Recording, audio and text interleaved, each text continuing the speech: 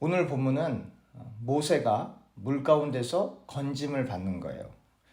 다른 말로 얘기하면 구원을 받은 거죠. 목숨을 건지는 것도 구원을 받는 거고, 가난한 사람이 혹은 경제적으로 어려운 사람이, 먹을 것이 없는 사람이 물질이나 음식을 공급받는 것도 일종의 구원이죠. 그 어려움에서 벗어나는 거고, 또 우리가 예수님을 믿고 천국에 가서 영원토록 기쁨과 또 위안을 누리는 것 역시 영혼에 대한 구원이죠.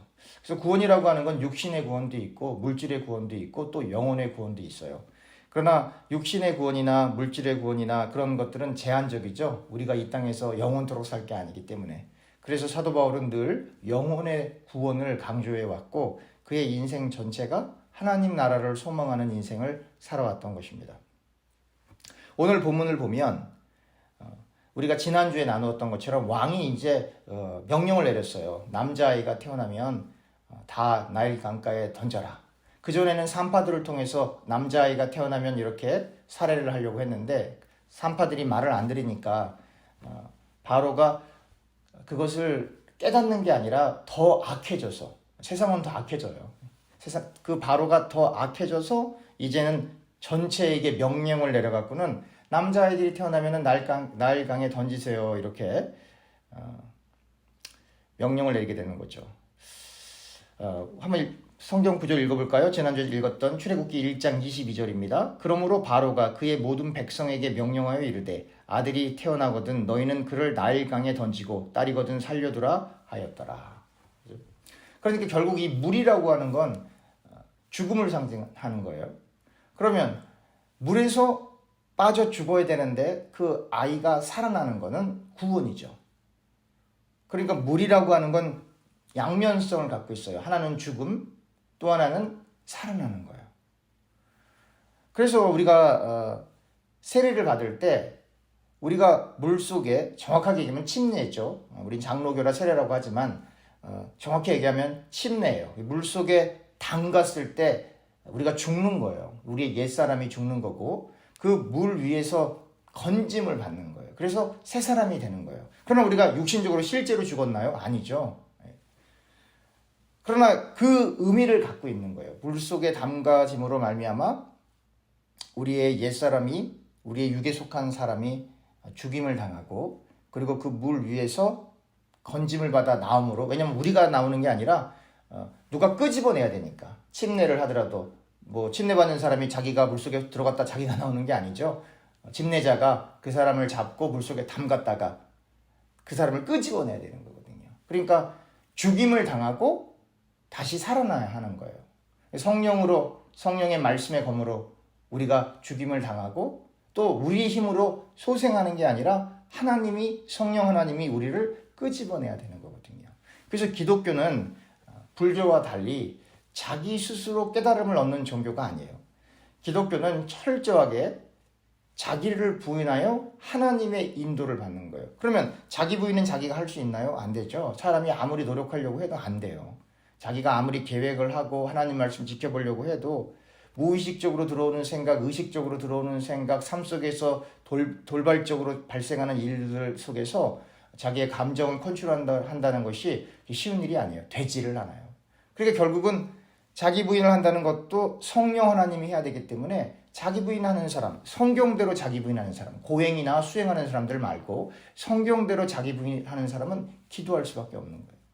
왜냐하면 자기는 못한다는 걸 알기 때문에. 그래서 기도하는 거예요. 그래서 기도를 함으로 성령 하나님께서 그 사람의 마음을 움직여 그 사람이 감히 할 수 없는 것을 하게끔 하게 하고, 그러다 보니까 어떻게 되겠어요? 그렇게 자기 부인을 한 사람은 본인이 한 게 아니라는 걸 본인이 더 잘 알아요. 그러니까 자기를 드러내지 않고 자연스럽게 하나님만 드러나게 되는 거죠. 그래서 성령 하나님에 의해, 말씀에 의해, 또 하나님의 말씀에 의해 그 사람이 죽임을 당하고, 그리고 그가 물속에서 다시 건짐을 받는 이 역사는 이례적으로 일어나는 게 아니에요. 날마다 일어나야 되는 거예요, 사실은. 날마다. 우리가 아무리 밥을 많이 먹어도 그 다음날 또 밥을 먹어야 되듯이 이 하나님과의 관계 속에서 일어나는 이 구원의 역사는 단회적으로 일어난다기보다는 점진적으로, 그리고 사실은 더 정확히 얘기하면 날마다 일어나야 되는 거예요. 왜 그러냐면 오늘은 우리가 예수님이 사랑합니다라고 고백할 수 있지만 내일은 예수님이 싫어하는 일을 할 수 있기 때문에, 오늘은 하나님께 예배할 수 있지만 내일은 십자가의 원수가 될 수 있기 때문에, 바울이 경고하고 바울이 이렇게 이러이러한 행동을 하면 하나님의 나라를 유업으로 받지 못한다라고 하는 그 메시지를 듣고 있는 사람들은 불신자들이 아니에요. 다 교회 안에 속해 있는 사람들이에요. 그러니까 하나님의 구원의 역사 이미 완료가 됐죠. 하나님의 시간 속에서는. 그러나 우리 시간 속에서는 아니죠. 하나님은 이미 구원받을 자를 생명책에다 그 이름을 이미 다 기록해 놓으셨어요. 그래서 하나님은 정확히 알아요. 그러나 그건 하나님의 입장이고 하나님의 시간이고 우리는 모르죠. 그러니까 바울이 이야기하는 것처럼 두렵고 떨림으로 구원을 완성해 나간다. 그거는 믿음에 대한 불확신성이나 의심 때문이 아니라 하나님의 시간 속에서는 이미 다 완료가 되어 있지만 우리가 개인이 겪고 있는 이 현재의 시간 속에서는 그렇지 못하기 때문에 하나님을 늘 의존하고 하나님을 경외해야 한다라고 하는 것을 이야기하고 있는 겁니다. 왕이 선포를 했어요. 아들 태어나면 다 나일 강가에 던져라. 죽이란 얘기죠. 갓난아이를 그 강물 속에 던졌을 때 그 아이가 살아날 확률은 거의 없다고 봐야죠. 그런데 이 아이가 태어났는데 너무 잘생겼다고 했는데, 아니 엄마가 낳은 아들 중에 못생긴 아들이 있습니까? 다 잘생겼지. 부모 입장에서, 또 부모가 아니더라도 가족들 입장에서 아이들을, 갓난아이가 태어났을 때 참 못생겼다 그렇게 말하기는 어려울 거예요. 다 이뻐요.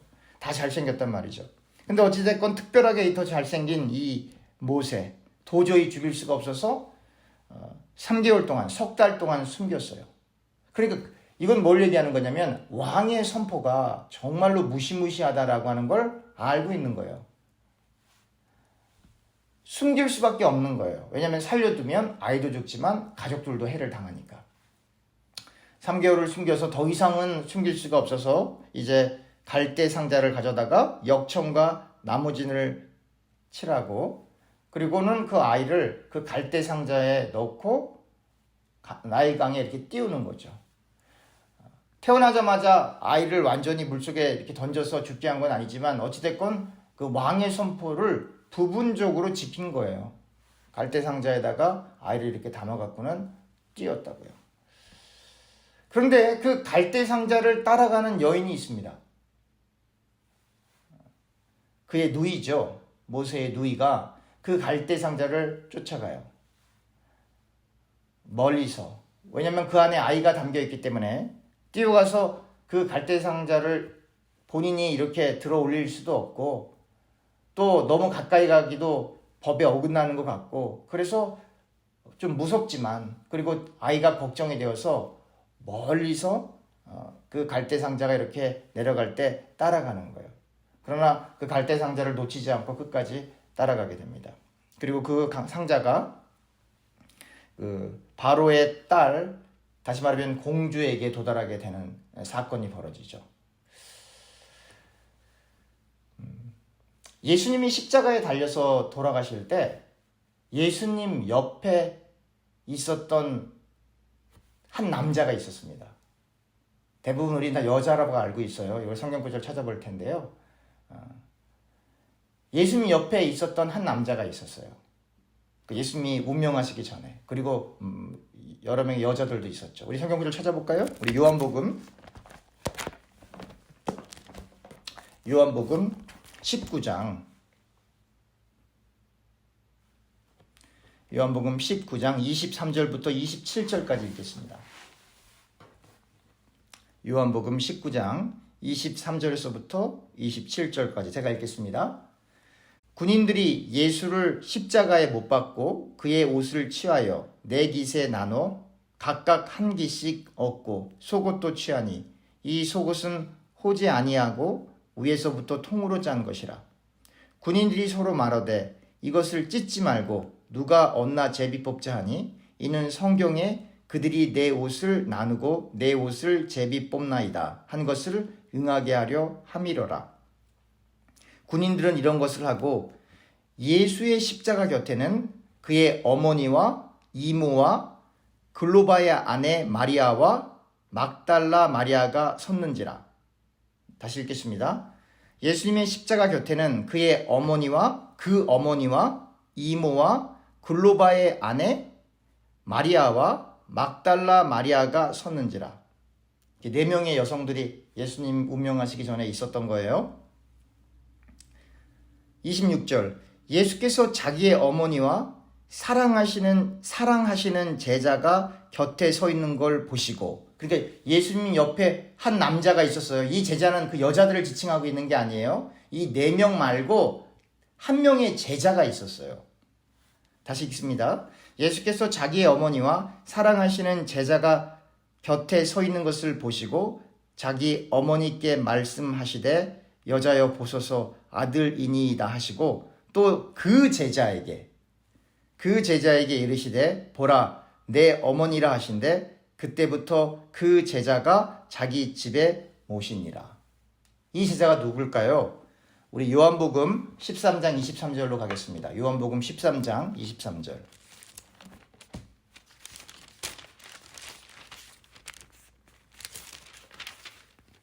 요한복음 13장 23절입니다. 조금 길기는 하지만 예수님께서 가룟 유다를 지칭하는 것인데요. 21절부터 30절까지 제가 읽겠습니다. 21절부터 30절입니다. 예수께서 이 말씀을 하시고 심령이 괴로워 증언하여 이르되 내가 진실로 진실로 너에게 이르노니 너희 중 하나가 나를 팔리라 하시니 제자들이 서로 보며 누구에게 대하여 말씀하시는지 의심하더라. 예수의 제자 중 하나 곧 그가 사랑하시는 자, 우리가 좀 전에 읽었던 그 사람, 그 제자예요. 그가 사랑하시는 자, 그 사랑하시는 자가 예수의 품에 의지하여 누웠는데 시몬 베드로가 머리짓을 하여 말하되 말씀하신 자가 누구인지 말하라 하니 그가 예수의 가슴에 그대로 의지하여 말하되 주여 누구이니까? 예수께서 말씀하시되 내가 떡 한 조각을 적셔다가 주는 자가 그니라 하시고 곧 한 조각을 적셔서 가롯 시몬의 아들 유다에게 주시니 조각을 받은 후 곧 사탄이 그 속에 들어간지라.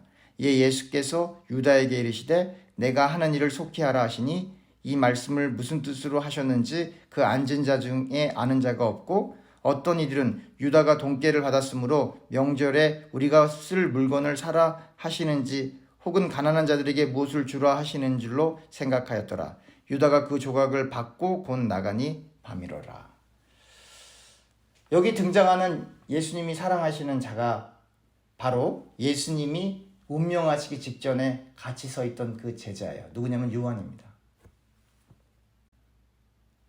그러니까 이 가룟 유다를 예수님께서 언급하면서 그 예수님의 그 대화 속에 있었던 사람은 요한, 베드로, 유다였어요.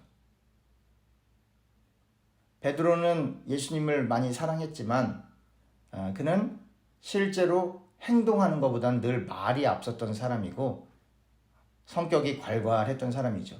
요한은 말하기보다는 묵묵히 예수님을 따랐던 사람들 중에 한 사람이죠.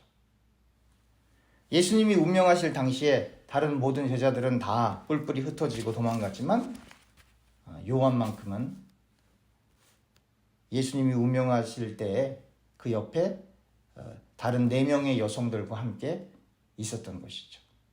그래서 성경은 그리고 예수님은 말하고 있는 거예요. 내가 사랑하는 자. 그러니까 하나님이 사랑하는 자, 예수님이 사랑하는 자는 말 잘하는 사람 아니고 말 많이 하는 사람도 아니고 성격이 괄괄한 사람도 아니고 예수님이 운명하실 때 끝까지 옆에 있을 수 있는 사람. 그 사람이에요. 잘 들으셔야 돼요. 예수님이 사랑하는 사람은 말 잘하는 사람 아니고 말이 앞서는 사람 아니고 예수님이 운명하실 때 그 옆에 끝까지 있을 수 있는 사람. 그 사람이에요. 마치 멀리서 갓난아이가 갈대 상자 속에서 이렇게 나일강 위를 두둥실 이렇게 떠나갈 때 쫓아가서 잡지도 못해요. 그 건졌다가는 군인들에게 잡히면 죽으니까. 사실은 위험한 행동이거든요. 신약 성경에 예수님을 사랑한다라고 하는 사람들 많았어요. 예수님의 그 기적을 보고 그 앞에 엎드린 사람들 많았다고요. 그러나 정작 예수님이 운명하실 당시에 예수님을 사랑한다라고 말했던 사람들 중에 끝까지 있었던 사람들은 성경에 기록된 사람들, 모르죠. 성경에 기록되지 않은 사람들이 있었는지는 몰라요. 그러나 최소한 성경에 기록되어 있는 사람들은 소수였어요. 물론 뿔뿔이 흩어졌던 사람들도 성령의 이끌림을 통해 다 나중에는 또 다른 하나님의 부르심을 받아서 하나님의 일을 하게 됐지만, 그러나 그 옆에 예수님께서 행하신 그 능력과 또 은혜와 은총을 바로 깨달은 사람들은 예수님이 죽는 그 옆에 본인이 예수님을 이렇게 높이고 예수님을 그렇게 높여 표현하게 되면 죽는다는 것을 알지만 그래도 예수님을 떠날 수가 없는 거예요. 그러니까 자기 목숨도 중요하죠. 세상에 목숨 안 중요한 사람이 어디 있어요. 그래도 죽을 수도 있지만 그러나 그 예수님 옆을 떠날 수가 없는 거예요. 그 4명의 여성 중에 한 분이 예수님의 육신의 어머니죠. 어머니는 아들이 아무리 잘못을 했어도, 예수님은 잘못한 것도 없지만 세상의 어머니, 정상적인 엄마들, 요즘에 세상이 험해서 이상한 엄마들 많아요. 그런데 정상적인 엄마들은 아들이나 딸이 아무리 험한 행동을 했어도 그 아들과 딸을 지켜주고 보호해 주려고 하는 게 엄마잖아요. 그걸 모성이라고 하잖아요. 무조건적이죠. 마리아가 예수님을 떠날 수가 없었어요. 또 사도 요한도 예수님을 도저히 떠날 수가 없었어요. 그래서 끝까지 같이 있었던 겁니다. 신앙생활은 뭐냐면, 여러분들과 제가 예수님을 믿다가 좋은 일을 경험하던 어려운 일을 경험하던 흔들리지 않고 예수님 옆에 있는 거예요. 사실 그 예수님 옆에 4명의 여성들과 사도 요한 빼놓고는 나머지 제자들은 다 도망갔기 때문에 그분들은 그 시간 속에서는 성공하지 못한 거예요, 사실은. 물론 그 이후에 하나님이 다시 불러주셨지만. 그러니까 결국 하나님의 일은 뭐냐? 무슨 거창한 일을 하는 게 아닙니다. 위대한 일을 하는 게 아니에요. 좋은 환경이든 좋지 못한 환경이든 마음이 기쁠 때나 혹은 슬플 때나, 여러분 이런 얘기 많이 들어보시지 않으셨어요? 슬플 때나 기쁠 때나 비가 오나 눈이 오나 두 사람은 끝까지 같이 있을 것을 약속하십니까? 여러분 결혼식 때 그 얘기 들으셨죠? 우리가 예수님을 그렇게 믿어야 하는 거예요. 내가 기분 좋다고 하나님 찬양하는 것 좋지만 내가 슬프다고 하나님이 있긴 어딨어. 이거 안 된다 이 말이에요. 기쁠 때나 슬플 때나 변함없이, 심지어 예수님이 십자가에 달리는 그 상황 속에서도 그 옆을 지켰던 사도 요한이나 4명의 여인들처럼 여러분들과 제가 교회를 묵묵히 지켜나갈 때, 왜 교회를 묵묵히 지켜나가죠? 예수님이 머리 되신 곳이니까. 다시 말하면 예수님의 말씀 안에 묵묵히 거할 때 하나님이 우리에게 말씀하시는 거예요. 내가 너를 사랑한다. 그래서 사랑받는 제자가 바로 사도 요한이었던 거예요. 특별한 일을 하는 게 아니에요. 많은 일을 하는 게 아니에요. 신앙생활은 자기 자리를 잘 지키고 있는 거예요. 그게 제일 중요하고 그게 하나님께서 우리에게 부탁하신 일이에요. 한편으로는 쉬운 것 같지만 한편으로는 대단히 어려운 일이에요. 사실은. 중요한 것은 우리가 하나님께서 우리를 변함없이 사랑하신 것처럼 우리도 하나님을 변함없이 사랑할 수 있어야 하는 겁니다. 자, 이렇게 물속에서 이제 둥둥 떠있는 그 갈대 상자가 바로의 공주에게 갑니다. 그리고 공주가 열어보니까 그 상자 안에 아이가 있잖아요. 그러니까 그 아이를 보니까 어떤 마음이 들었냐면 6절에 열고 그 아기를 보니 아기가 우는지라 그가 그를 불쌍히 여겨 이르되 이는 히브리 사람의 아기로다. 그러니까 이 갓난 아이가 구원을 받는 것은 바로의 딸, 이 공주가 그 아이를 보고 너무 잘생겼네, 그게 아니에요. 너무 이쁘네, 그것도 아니고 불쌍하다. 긍휼의 마음이거든요. 예수님께서 길을 지나가시다가 많은 병자들을 고쳐주시고 귀신에 들린 사람들을 고쳐주실 때 예수님 마음을 묘사하고 있는 말이 무슨 말이냐면 저 사람들을 긍휼히 여기신 거예요. 긍휼히. 불쌍히 여기신 거예요. 불쌍히 여기시니까 고쳐주시는 거거든요. 바로의 딸은, 이 공주는 그 아이를 불쌍히 여겼기 때문에 물 가운데서 건져내는 거거든요. 예수님은 하나님이시기 때문에 저 불쌍해 보이는 저들을 고쳐주시고 귀신을 내쫓는 거거든요. 여러분들과 제가 이 불쌍히 여기는 마음을 회복하는 거예요. 회복해야만 하는 거예요. 그러니까 예수님을 본받는다라고 하는 건 예수님의 마음과 동일한 마음을 갖는 거잖아요. 그 예수님의 마음과 동일한 마음을 갖는다라고 하는 건 예수님이 사람들을 봤을 때 불쌍히 여겼던 그 사람들을 우리가 또한 불쌍히 여길 수 있는 마음을 가져야 되고, 또 반대로 예수님이 누군가를 비판하셨을 때에는 그러한 행동이나 그러한 악에 대해서는 또 비판할 수 있는 그런 마음도 우리에게 필요한 거예요. 그러나 일반적으로 그리고 총괄적으로 예수님께서 보여주신 건 사랑이잖아요. 그래서 여러분들과 제가 불쌍히 여기는 마음을 가져야 한다라고 하는 건 예수님의 마음을 가져야 하는 것이고, 그리고 그 예수님의 마음은 편견하는 게 아니에요. 이렇게 좌라 우로로 이렇게 치우쳐서 한쪽으로 이렇게 편견해서 이렇게 하는 게 아니라, 아침에 해가 예수님을 믿는 사람이든 안 믿는 사람이든 의인이든 악인이든 상관없이 해는 모든 사람에게 그 빛을 발하는 것처럼, 여러분들과 제가 예수님은 아니지만 예수님께서 보여주셨던 그 사랑을 생각하며 긍휼의 마음, 불쌍히 여기는 마음을 갖는다라고 하는 건 편견 없이 모두를 사랑할 수 있는 마음을 가져야 하는 것을 이야기합니다. 자, 그럼 물 위에 떠 있는 그 갈대 상자를 이제 올려요. 그러면 물 위에 떠 있는 그 아이가 수영 당연히 못하죠. 그리고 그 아이는 혼자서 뚜껑을 열고 나올 수도 없죠. 누군가가 그 갈대 상자를 오픈해서, 먼저 갈대 상자를 그 나일강에서 끄집어내서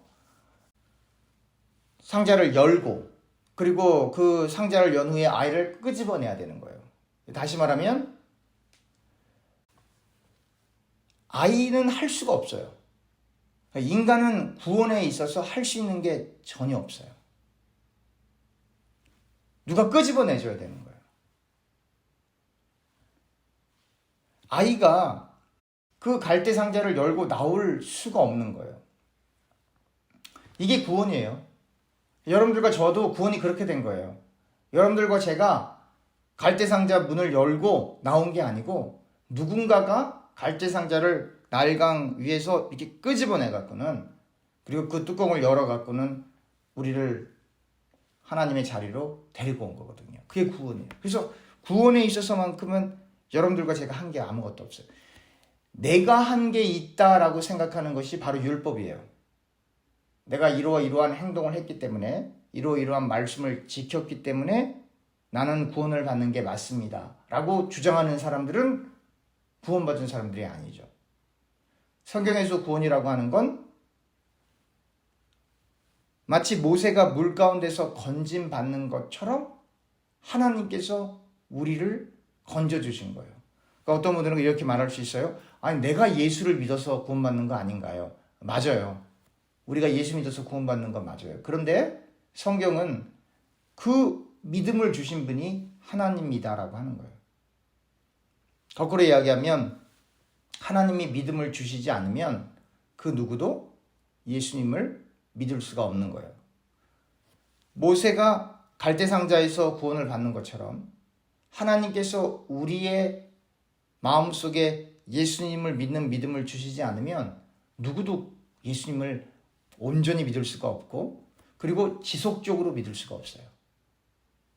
그래서 여러분들과 제가 자랑할 게 없는 거예요. 그래서 바울은 그 말씀을 깨달은 바울은 그리스도 외에는 자랑할 게 없다. 왜 그러냐면 본인의 믿음이 본인이 시작한 것이 아니라 다메섹 도상으로 가는 도중에 예수님이 불러주신 것을 분명하게 알고 있었기 때문이죠.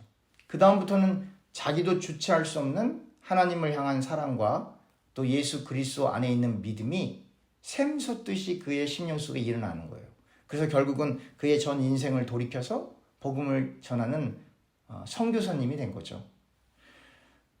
이와 마찬가지로 여러분들과 제가 내가 이렇게 해서 구원을 받는다. 혹은 이렇게 했기 때문에 의롭게 되었다라고 생각하면 복음을 오해한 거예요.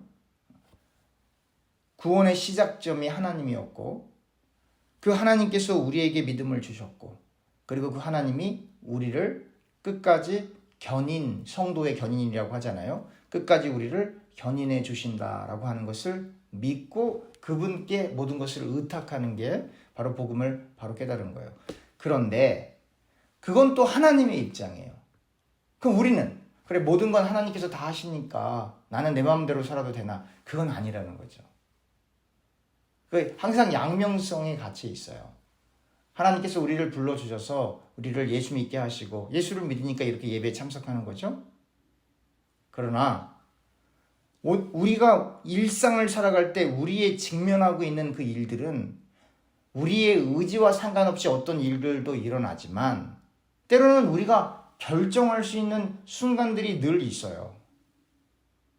이럴 때는 이렇게 말해도 되고 말하지 않아도 되고 여기를 가도 되고 안 가도 되고 화를 참을 수도 있고 표출할 수도 있고 그리고 여러분들과 제가 선택한 그 각각의 행동들은 그 결과가 그 보응이 반드시 쫓아와요. 그것까지도 하나님의 뜻이죠. 큰 의미에서는 맞아요. 그러나 하나님은 악을 조성하시는 분은 아니세요. 그렇기 때문에 그 누구도 하나님을 다 이해한다는 건 불가능해요. 왜냐하면 인간의 논리하고는 안 맞기 때문에. 예를 들면 이런 거예요. 바로의 마음을 강팍하게 하신 분이 하나님이세요. 그러면 바로가 하나님이 내 마음을 강팍하게 했으니까 난 잘못 없죠. 나는 이스라엘 백성을 못 나가게 하는 게 내 역할이죠. 마치 영화 속에서 내가 악역을 맡은 거잖아요, 하나님. 이렇게 말할 수가 없어요. 왜냐하면 인생은 영화가 아니기 때문에. 아니 하나님께서 바로의 마음을 강팍하게 하셨다면서요. 왜 바로에게 책임이 있죠? 하나님께서 바로의 마음을 바꿔주셔도 되셨잖아요. 이렇게 물어볼 수 있죠. 그래서 어려운 거라고요. 가론 유다의 이야기가 나오지만 왜 하나님께서 그때 예수님께서 유다를 이렇게 혼내시면서 유다야 너 왜 그랬니? 너 왜 그랬니? 어떻게 나를 배신할 수가 있어? 라고 한마디만 하셨어도 유다가 어쩌면 마음을 돌릴 수도 있었을 텐데 왜 그렇게 안 하셨을까? 라고 의구심을 가질 수도 있죠. 그래서 인간은 하나님의 모든 뜻을 다 이해할 수가 없어요. 알 수도 없고 성경을 읽지만 여기에 나오는 스토리들은 알지만 그런다고 해서 하나님을 다 이해할 수 있는 게 아니에요. 그러나 우리가 분명히 알 수 있는 게 두 가지가 있어요. 하나, 하나님은 절대로 하나님의 뜻을 바꾸시지 않는다. 두 번째, 우리가 하나님의 의의 도구로 사용되던 또 그렇지 못한 도구로 사용되던 우리는 현재로서는 잘 알 수 없지만 그러나 지금 우리가 하나님을 믿는 믿음을 하나님께서 주셨다는 그것을 깨닫고 그 하나님을 의존할 수 있다라고 하는 것이 감사한 거예요.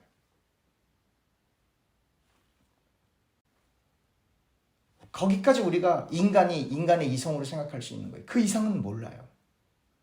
왜 이러한 일이 일어났는지, 왜 구약에 이러한 일이 일어났는지 설명할 수 있고 주석할 수 있고 각주를 달 수 있지만 그러나 그 하나님의 큰 뜻을 깨닫는다라고 하는 데는 인간의 이성과 지혜가 너무나 제한적입니다. 말씀을 맺겠습니다. 여러분들과 저는 물에서 건짐을 받은 거예요. 이 작은 갈대 상자가 결국은 창세기에 나왔던 노아의 방주죠. 그리고 그 노아의 방주를 멈추게 하시고, 그리고 물을 다시 이렇게 다 빼고, 그리고 그 노아와 노아의 가족들을 살려주신 그 하나님이 이 성경의 문맥 속에는 드러나 있지 않지만 그 하나님의 손이 이 갈대 상자와 함께 있는 거예요. 그래서 가다가 갈대 상자가 부서지거나 또 다른 쪽으로 가거나 하는 일이 없었던 겁니다. 그리고 그 모세의 누이가 하나님의 의의 도구로 사용된 것이고, 또 바로의 딸도 모세를 구원하는 도구로 사용이 되었던 거예요. 그러니까 하나님의 손은 거기 있으셨어요. 중요한 것은 하나님의 손은 거기 있으셨는데, 중요한 것은 그 하나님의 손과 함께 동역한 게 아니라 도구로 사용되었던 사람들이 있었어요. 바로의 딸, 모세의 누이. 그러니까 이 땅에서 우리가 인생을 사는 동안 축복이라고 하는 건 무엇이냐면 바로 이 도구가 될 수 있으면 그게 축복이에요. 그 도구가 될 수 있으면, 하나님의 도구가 될 수 있으면. 여러분들과 제가 기도해야 되는 건 뭐냐면, 하나님, 우리가 이 땅을 사는 동안 하나님의 막대기가 되게 해주세요. 도구가 되게 해주세요. 하나님의 은혜를 전달할 수 있는 도구가 되게 해주세요. 그게 축복입니다, 여러분. 기도하겠습니다. 하나님, 이 시간 하나님의 말씀을 나누었습니다. 우리가 하나님의 말씀을 올바로 깨달아 하나님의 말씀의 도구가 되게 하시고 하나님의 은혜를 전파하고 전달할 수 있는 도구가 되어 오직 하나님의 영광만 높일 수 있는 저와 교우님들 되게 하여 주시옵소서. 예수님의 이름으로 기도합니다. 아멘.